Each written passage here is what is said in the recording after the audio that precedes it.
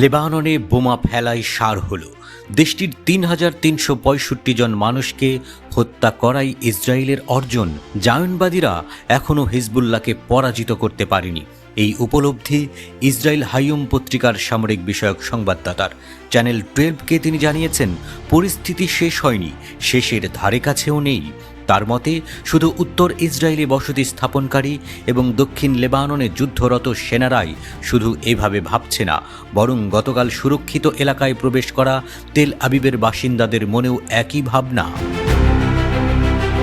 এমন ভাবনা ছড়িয়ে পড়ার প্রেক্ষিতে চ্যানেল 12 বলছে, সময়ের সাথে সাথে ইসরায়েলের অর্জন কমে আসছে আর লেবাননের প্রতিরোধ যোদ্ধাদের অর্জন বাড়ছে।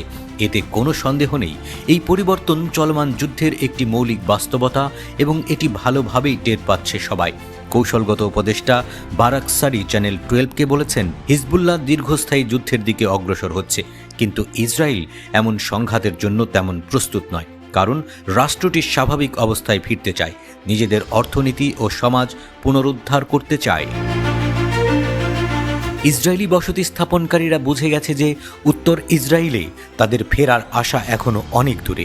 গত 3 দিন ধরে লেবানন থেকে রকেট এবং ড্রোন হামলার তীব্রতার কারণে চরম আতঙ্কের সাথে শান্ত পরিস্থিতির মিশ্রণে উদ্ভট পরিস্থিতির বর্ণনা করেছেন ফ্রন্টলাইন সেটেলমেন্ট ফোরামের প্রধান মোশে ডেভিডোভিচ।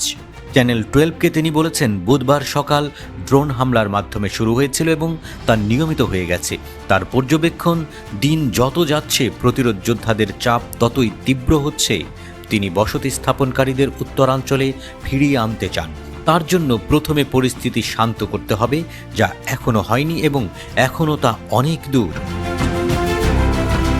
দখলদার ইসরায়েলের সামরিক মুখপাত্র মঙ্গলবার স্বীকার করেছেন যে লেবানন থেকে ইসরায়েলের দিকে 3টি রকেট ছোড়ার পর তেল আবিবের 10,000 বসতিতে সাইরেন বেজে উঠেছে।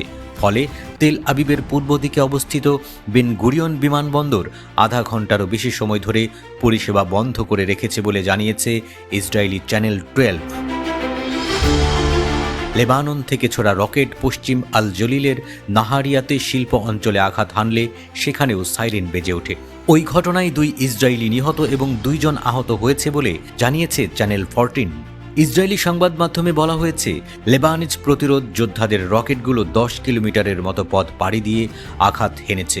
লক্ষ লক্ষ বসতি স্থাপনকারী আশ্রয় কেন্দ্রে পালাতে বাধ্য হয়েছে।